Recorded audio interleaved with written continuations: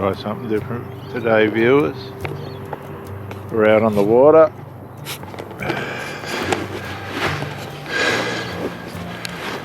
Now I'm not sure what that is showing you exactly. Hang on, just let me sort it out. I know it's a bit of a...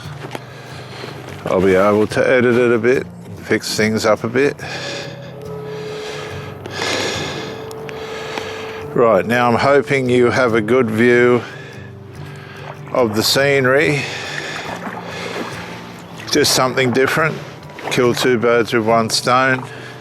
What you're looking at is what I do behind the scenes, which is a lot of exercise. You got to keep yourself strong. We're on the stand-up paddleboard. You can't swim in these waters because there's sharks, but let's get to the relationship. It's very cold at the moment as well. So many of you, I'm sure, have had relationship difficulties and complications.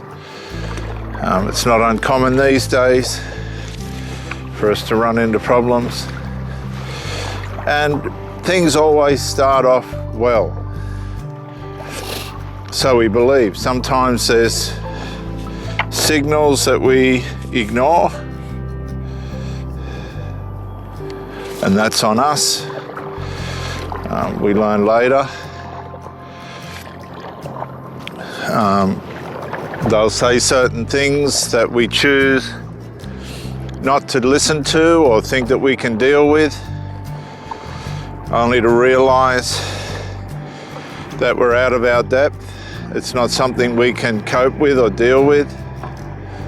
And so we end up having to navigate problems from the start. We're trying to adjust ourselves and adapt ourselves into situations that we are just not comfortable with. So situations we're never going to be able to deal with. Just different cultural aspects.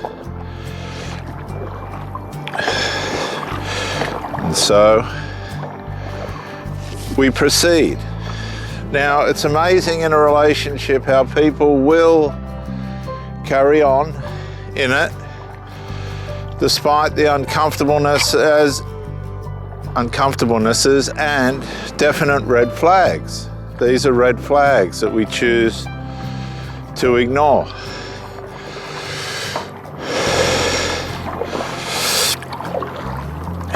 And we'll navigate along, and when we get the attention and the intimacy and the other things that we're looking for and trying to glean from the situation, we use that reward as a means of justifying the things that aren't right. That's what we'll do. Before we know it, instead of pulling out of something that really was only going to be a temporary experience, we try and turn it into a permanent journey. And while we're trying to do that, we're bringing stress on ourselves. Tremendous stress, horrible stress. Believe it or not, horrible.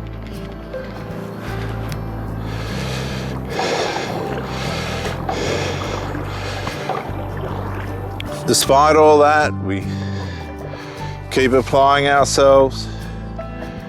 We keep addressing the relationship the way we should. There's certain things that come up and we teach ourselves to be tolerant.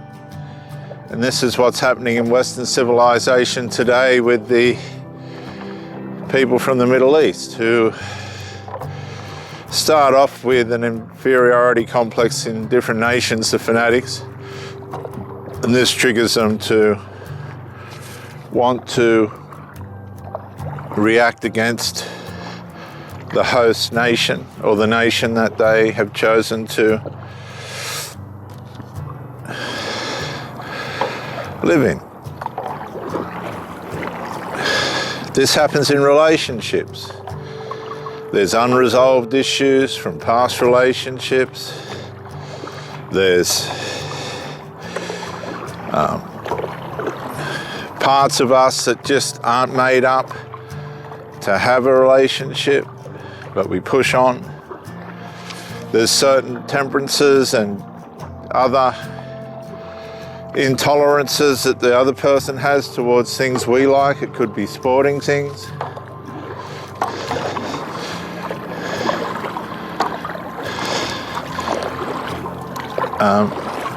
We've got a tugboat coming up. Actually, I'm going to steam. He's going to go behind me. Look. See? Yeah.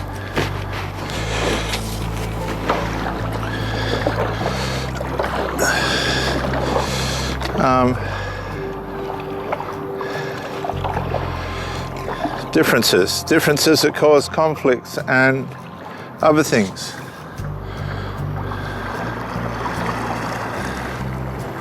There's a view of the tugboat coming out. I address the owner of that as captain, as the captain.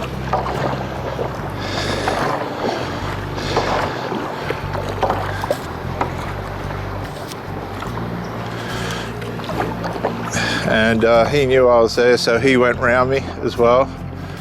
I've been here for 50 years. I'm out on the water more than most. So you're in the relationship and you're working away at it, you're prepared to tolerate different things. But all of a sudden things start to intensify. There's negligences, omissions, commissions that they pull off that aren't in favor of the relationship. They're not going to help the relationship. They're definitely not healthy for you. And things start to sink, like this boat ahead of us here. I can't tell what angle the camera's on, but there's a boat ahead of us here that's sunk. It was reported a month ago, it's still sunken. And I hope you can see the beautiful backdrop. I'll try and adjust this camera, just bear with me. This is a Virgin experiment. Here comes a freight train. It's quite scenic, Gosford, you'll see. Small freight train, I haven't seen one that small before.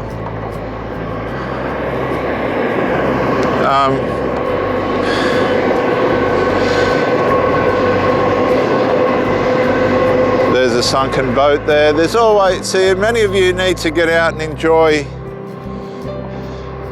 a little bit more than having tunnel vision around the relationship. There's a sunken boat, not unsimilar to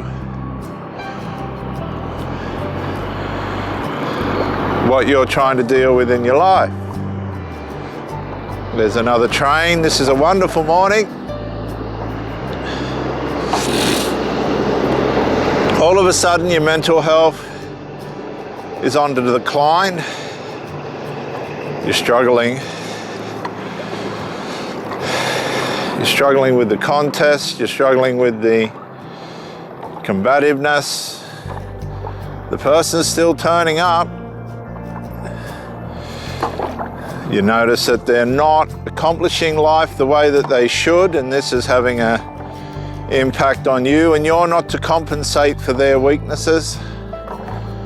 That's not on you, that's not your job. Oh no. And the alarm bells are screaming. All of a sudden you're getting little illegitimate complaints. Can be passive aggressive through absences and interest in things that just don't benefit the person or the relationship. And you notice you're still on the decline.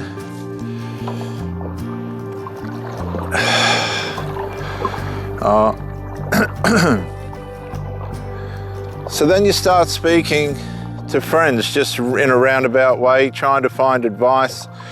You get advice.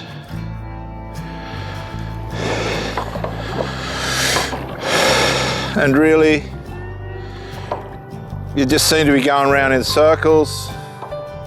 The relationship's leveled out into a position that you're not happy with, but you're willing to put up with it. This is what we do. You're going along, willing to put up with it, willing to tolerate the deficiencies and other things that would cause torment for you. And I think you might get a view of the beautiful skyline of Gosford with the sun up above it, first thing in the morning. I've lived here all my life. I, at this stage, have no intention of going anywhere. It's too convenient. The population is rising. You can see a very busy amount of construction. But that's good. It's put tremendous value on my property. So I'll have that, thank you. But the relationship's leveled out to a place that you're not happy with, they're really not happy with, but you're in a trauma bond situation where you're convenient for them, they're convenient for you.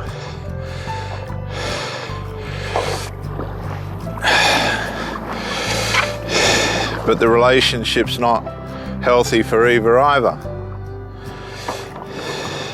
But we're plodding along. Now you can waste a lot of time in this situation where you're dissatisfied, you're frustrated, and neither person might be doing harm or evil. It's just the psychological and possibly physical contributions to the relationship have declined to a point that it's not healthy for either, but one always copes better than the other, usually the offender.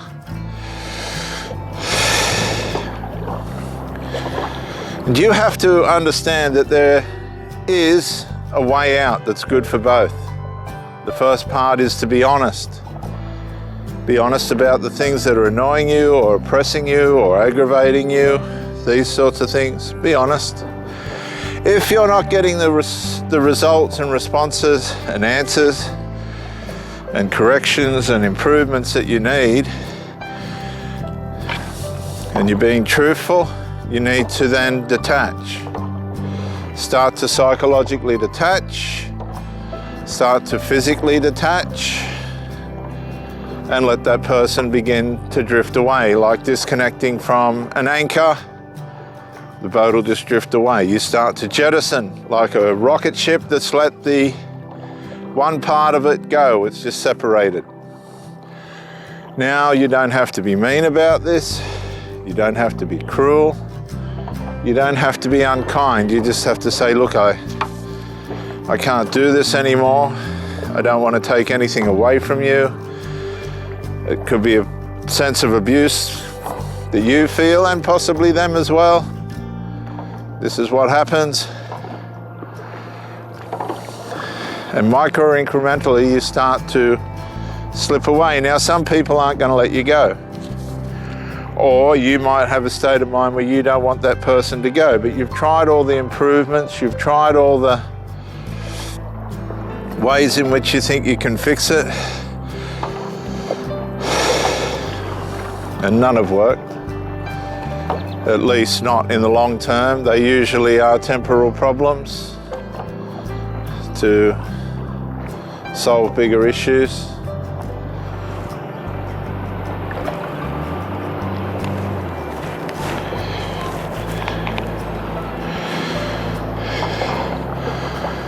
But that's what you need to do, as cruel as it is. You need to detach, walk away, go no contact, and never, ever, ever, ever go back.